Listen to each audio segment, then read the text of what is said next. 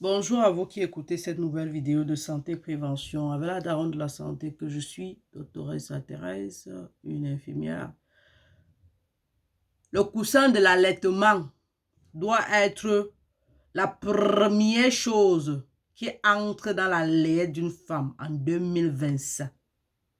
Si tu m'écoutes et que tu es enceinte ou tu envisages être enceinte, que tu as été enceinte et que tu envisages encore concevoir, quand tu apprends que tu es enceinte, la première des choses que tu achètes, c'est le coussin de l'allaitement. Tu n'as pas besoin d'atteindre 6 mois. Après, je dis ça parce que je veux que ta grossesse arrive à terme. Et je suis sûr que ta grossesse va arriver à terme. Il faut que tu dises Amen. Parce que tu es négative, que ici l'enfant sort. Moi, je ne suis pas sur l'enfant qui sort. Il y a les cas où l'enfant, mais moi, quand je parle, l'enfant va rester jusqu'à terme. Tu vas accoucher. Donc, le coussin de l'allaitement est la première chose que tu vas mettre dans ta layette. Ce n'est pas le luxe. Ce n'est pas le luxe. Et même si c'était le luxe, c'est un luxe pour prévenir ici. C'est ça dont je parle de ça. C'est ça le coussin de l'allaitement. Ce coussin, si tu l'achètes avant d'accoucher parce que ça peut t'aider durant ta grossesse à adopter des bonnes positions pour que ton dos ne parte pas. Parce que la grossesse que tu commences à apporter là, non seulement le ventre qui va pousser va tirer la colonne vertébrale vers l'avant, alors que ça doit être derrière.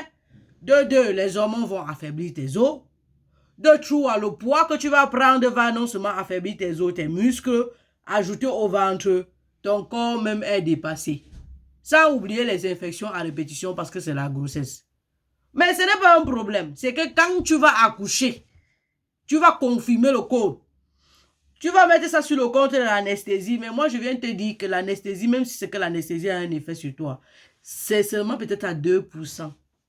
Tout ce sont les habitudes que tu as adoptées durant la grossesse. Quand je te dis que tu ne dois pas pousser ton ventre comme ça et mettre les mains derrière pour qu'on voie que tu es trop enceinte, tu ne comprends pas. Au maximum, tu dois chercher à ce que ton ventre rentre en arrière. C'est-à-dire que tu dois chercher à ce que ton dos soit toujours redressé. Même quand tu marches, c'est-à-dire que, faisons que tu marches, au lieu de faire ça, tu dois plutôt chercher à ce que ça rentre, rejoindre ton derrière. Parce que le creux, il ne doit pas trop entrer. Sinon, quand tu vas finir d'accoucher, la douleur, il y aura déjà eu tellement de tension au niveau du dos que tu ne peux plus te placer debout normalement. Et si ton bas malheur, tu accouches, bon, pas malheur, non. Si tu accouches par césarienne, avec la blessure de la césarienne, tu vas seulement garder la position là.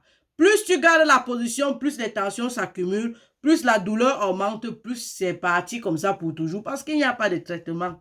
Il n'y a que les antidouleurs conservateurs et la chirurgie. La chirurgie n'est pas disponible pour tout le monde. En fonction de l'âge et en fonction de ton histoire médicale. Mais en fonction de l'argent, tu as l'argent de ça. Moi, je suis en train de parler, c'est la prévention. Il n'y a pas le remède du mal de dos. On est d'accord? Voilà. Ce que tu peux ajouter dans ta layette là, à part ce que tu vas acheter pour les habits de l'enfant et tout de bien pour toi-même, c'est une gaine. Un corset ou une gaine, je ne sais pas trop quoi, qui va serrer ici.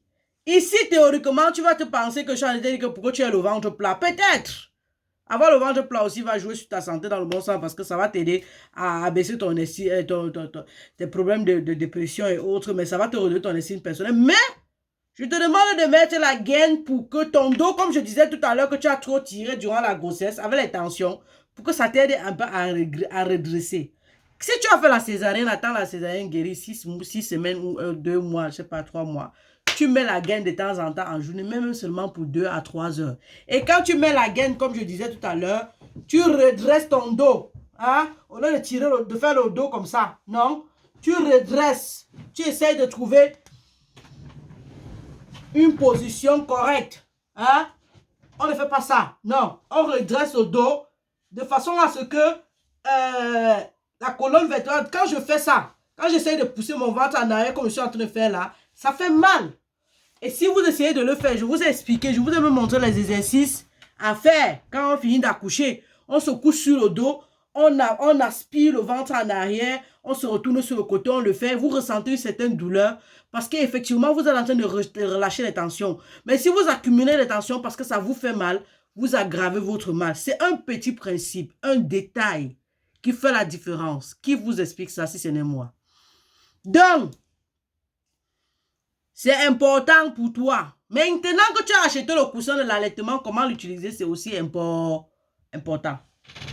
Tu achètes le coussin de l'allaitement parce que durant l'allaitement, tu ne vas pas aller chercher l'enfant vers le bas avec ton sein. Tu vas aider l'enfant à venir te rejoindre en haut avec le coussin de l'allaitement comme ça. Et naturellement, tu vas t'asseoir sur une chaise très confortable. Le dos doit être adossé. Tu ne vas pas t'asseoir comme ça. Parce que si tu t'adosses, non seulement le mal du dos que tu as eu pendant la grossesse est là-bas, hein, mais tu auras le mal tu auras la cervicalie, c'est-à-dire ici au niveau du cou. Ça va bien te faire mal. Si par malheur tu as une grosse poitrine, le lait qui remplit dedans, tu vas regretter d'avoir accouché. Pourtant, c'est une belle chose.